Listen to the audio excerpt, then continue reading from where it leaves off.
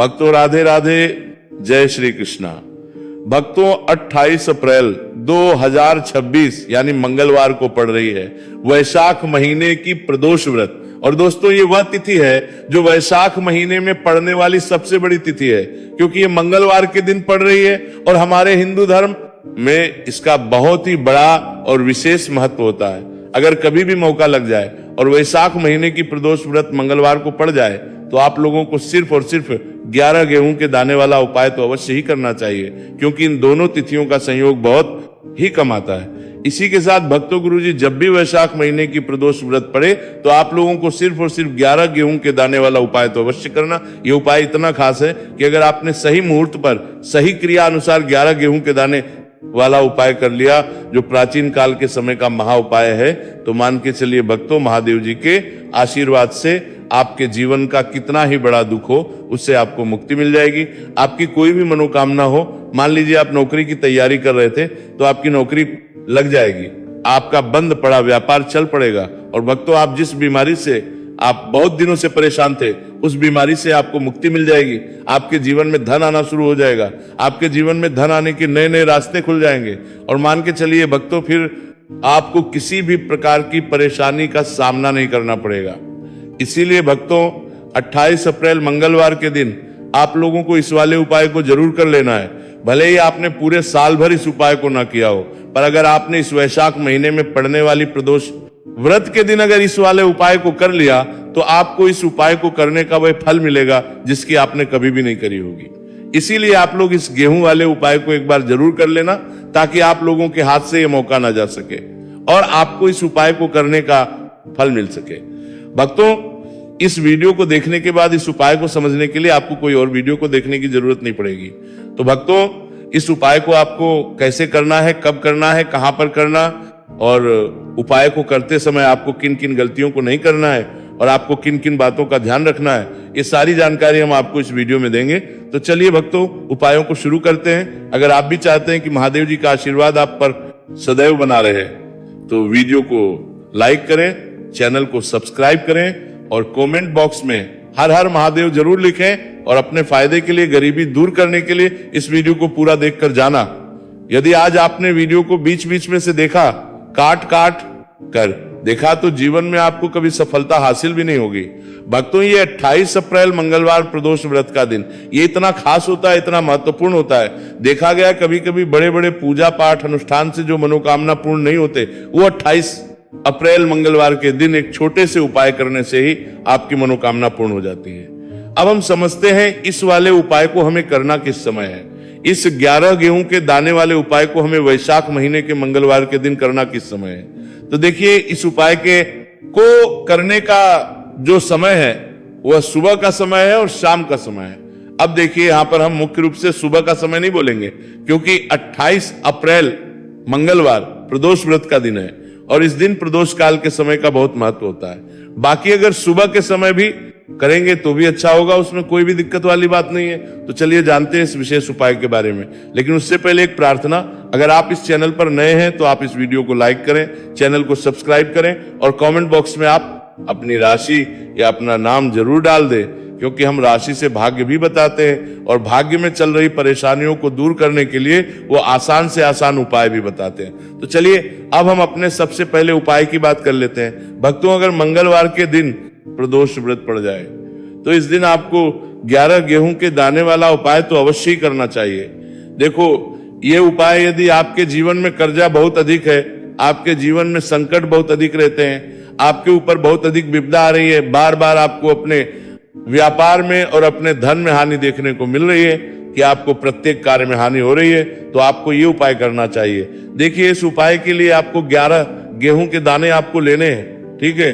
11 दाने लेने के बाद में आपको जरूरत होगी चावल के दानों की। 11 चावल के दाने और 11 गेहूं के दाने और चावल के दाने खंडित नहीं होने चाहिए।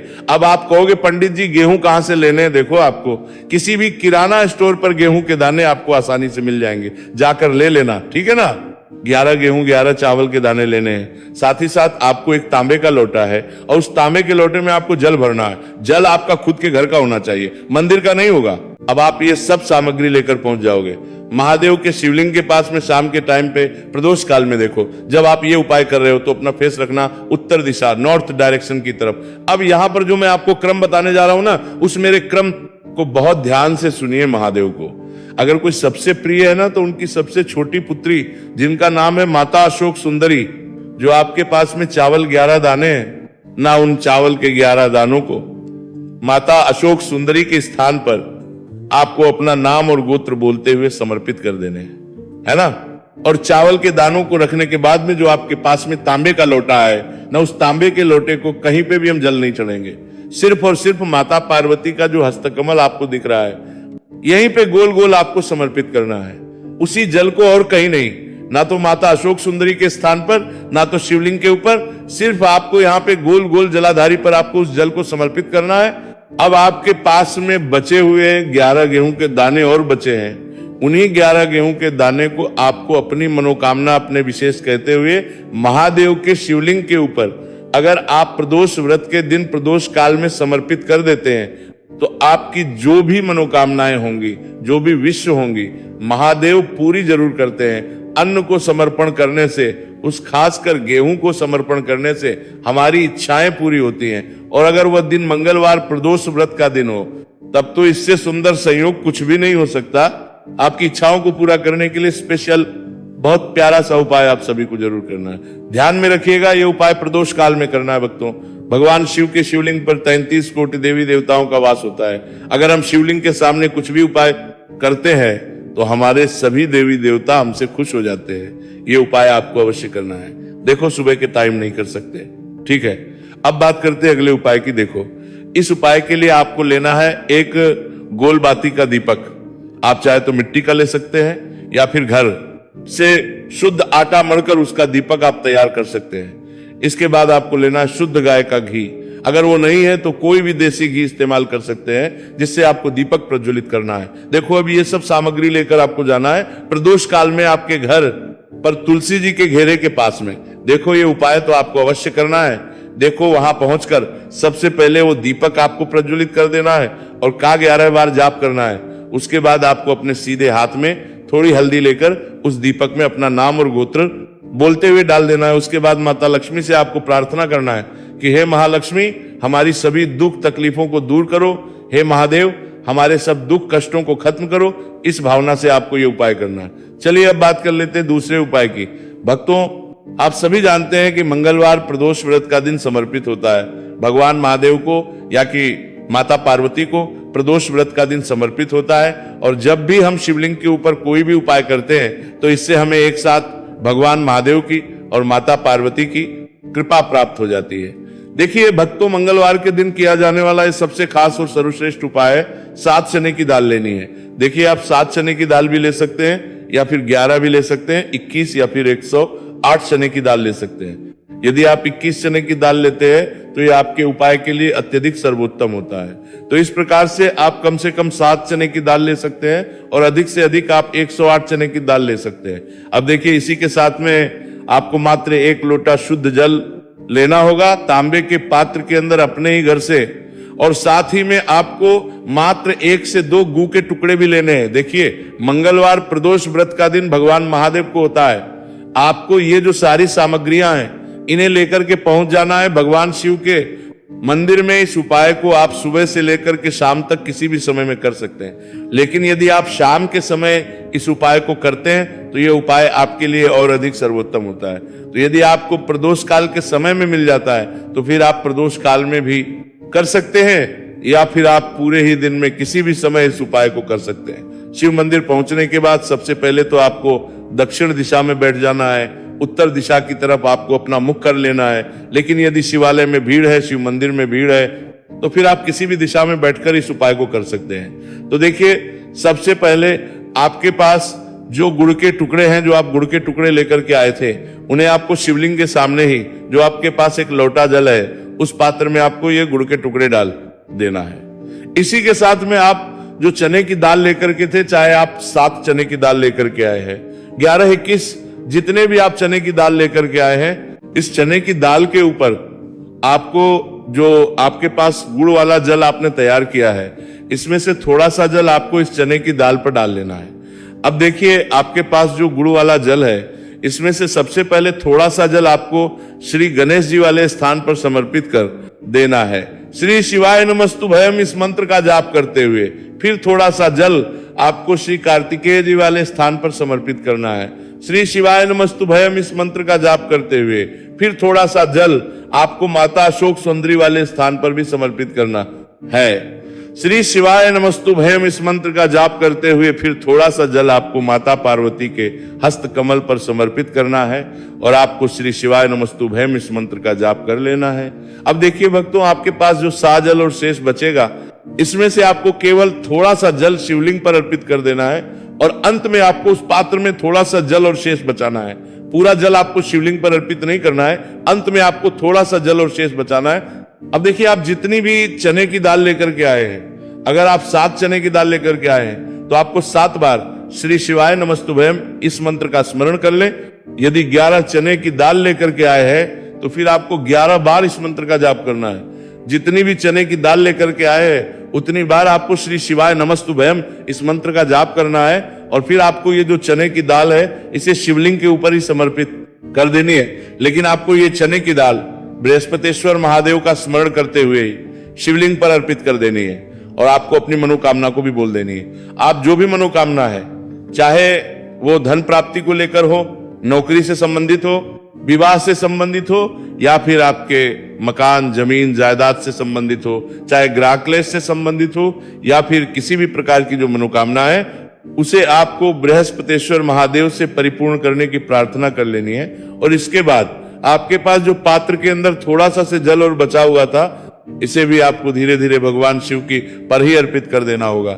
श्री शिवाय नमस्तुभयम इस मंत्र का जाप करते हुए भक्तों, वैशाख महीने का मंगलवार प्रदोष व्रत को जो भी व्यक्ति इस प्रकार से यह चमत्कारिक उपाय कर लेता है तो उसकी जो मनोकामना है वही वो का सकती हूँ भगवान लक्ष्मी नारायण की कृपा से तथा महादेव की कृपा से बहुत ही जल्द परिपूर्ण हो जाती है। बात करते हैं अगले उपाय की। देखो, इस उपाय के लिए आपको मात्र 2 लौंग लेनी होगी, या कि आपको लौंग का जोड़ा लेना है। 2 फूल वाली आपको लौंग लेनी है। लौंग का जोड़ा कहीं से भी खंडित नहीं होना चाहिए, इस बात का ध्यान रखें। इसी के साथ में आपको लेना होगा लाल चंदन का पाउडर। देखिए, यदि आपके पास लाल चंदन की लकड़ी है तो उसे घिसकर भी आप चंदन के रूप में प्रयोग कर सकते हैं। यदि पाउडर है तो उसका भी आप अपने उपाय के लिए प्रयोग कर सकते हैं। देखिए, चंदन जो है वो तेज का प्रतीक माना गया है और साथ ही साथ जीवन के अंधकार को दूर करने का प्रतीक माना गया है। अब इसी के साथ में आपको मात्र एक तांबे के पात्र के अंदर शुद्ध जल लेना होगा अपने घर से। अब भक्तों, ये तीनों सामग्री लेकर के सीधे आपको पहुंच जाना होगा भगवान शिव के मंदिर में। देखिए, इसी के साथ में आपको एक गोल बाती का दीपक भी लेना होगा। दीपक आप मिट्टी का भी ले सकते हैं, शुद्ध आटा मढ़कर उसका भी तैयार कर सकते हैं, और दीपक में आप शुद्ध घी का प्रयोग करना है। लेकिन जैसे ही आप इन सभी सामग्रियों को मंदिर में लेकर के पहुंचेंगे, मंदिर में जैसे ही आप चौखट के वहां पर पहुंचेंगे तो मंदिर की चौखट के सीधे तरफ आप जो अपने साथ एक गोल बाती का दीपक लेकर के आए हैं उसे आपको सबसे पहले तो प्रज्वलित कर देना है। यानी कि जैसे ही आप मंदिर की चौखट के वहां पर प्रवेश करते हैं तो उसके सीधे तरफ आपको ये गोल बाती का दीपक प्रज्वलित कर देना है। अब देखिए, जैसे ही ये दीपक प्रज्वलित करेंगे तो आपकी जो भी मनोकामना है उससे आपको बोल देना है। आप इस दीपक को इस प्रकार से प्रज्वलित करने के बाद इन सभी सामग्रियों को शिवलिंग के पास में लेकर पहुंच जाना है। अब देखिए भक्तों, आपके पास जो एक तांबे के पात्र के अंदर शुद्ध जल है उसमें से आपको केवल आधा लोटा जल ही भगवान शिव के शिवलिंग पर अर्पित करना है। आधा लोटा जल आपको उसी पत्र के अंदर बचा लेना है। अब भक्तों, पास जो 2 लौंग है यानी कि लौंग का जोड़ा है, उससे आपको अपना नाम और अपने गोत्र को बोलते हुए आपकी जो भी समस्या चल रही है, आपके जीवन में जो भी परेशानी उत्पन्न हो रही है, उन्हें आपको बोल देना है। और ये जो लौंग का जोड़ा है इसे आपको भगवान शिव के शिवलिंग पर अर्पित कर देना है। जैसे आप ये 2 लौंग शिवलिंग पर चढ़ाएंगे तो अपना हाथ जो है वहां पर आपको रखना है और महादेव से आपको करनी है कि मेरे जीवन की ये जो परेशानियां हैं ये सभी दूर हो जाए। यानी कि आपके जीवन में धन की संबंधित परेशानी चल रही है, कर्ज की समस्या चल रही है, बच्चों का पढ़ाई लिखाई में मन नहीं लग पा रहा है, घर के जो आर्थिक संकट है वह सभी दूर हो, व्यापार आपका ढंग से नहीं चल पा रहा है, घर में रोग की स्थिति बनी हुई है, यानी कि जिस भी प्रकार की आपकी समस्याएं हैं उसे आपको बोल देना है और महादेव से इन सभी समस्याओं को दूर करने के लिए आपको प्रार्थना कर लेनी है। अब देखिए भक्तों, आपने जो 2 लौंग शिवलिंग पर समर्पित की थी उससे आपको वहां से उठा लेना है और इन दोनों लौंग को आपको शिवलिंग से उठा करके सीधे उससे जल के पात्र के अंदर डाल देना है, यानी कि अपने आधा लोटा जल और बचाया हुआ था उसी के अंदर आपको ये 2 लौंग डाल देनी है। और साथ में आप जो लाल चंदन ले आए थे उस लाल चंदन को भी आपको उसी पात्र के अंदर डाल देना है, यानी कि आधा लोटा जल और बचा हुआ है तो उसी आधे लोटे जल के अंदर आपको ये लाल चंदन भी डाल देना है। अब देखिए, इस आधे लोटे जल में है जिसमें अपने 2 लौंग डाली है, लाल चंदन डाला है, उसे सीधे लेकर के आपको पहुंचना है बेलपत्र के वृक्ष के। वहां पर देखिए, बेलपत्र का वृक्ष यदि आपके घर पर है तो वहां पर आपको आ जाना है। आपके घर के पास कहीं भी है तो वहां पर आपको पहुंच जाना है और उसके बाद आपका जो मुख है वह दिशा की ओर होना चाहिए और उसके बाद आपको अपना नाम और अपनी गोत्र को बोलना है और पुनः अपने जो भी परेशानियां शिवलिंग के पास में बोली थी उन्हें आपको वापस से बेलपत्र के वहां पर भी बोल देनी है। और ये जो आधा लोटा जल और है इससे आपको पूरा बेलपत्र के वृक्ष की जड़ DDH में श्री शिवाय नमस्तु भयम इस मंत्र का जाप करते हुए समर्पित कर देना है। तो बस इतना सा उपाय आपको करना है। जो भी आपकी परेशानी है, समस्या है, उससे महादेव निश्चित ही दूर करेंगे।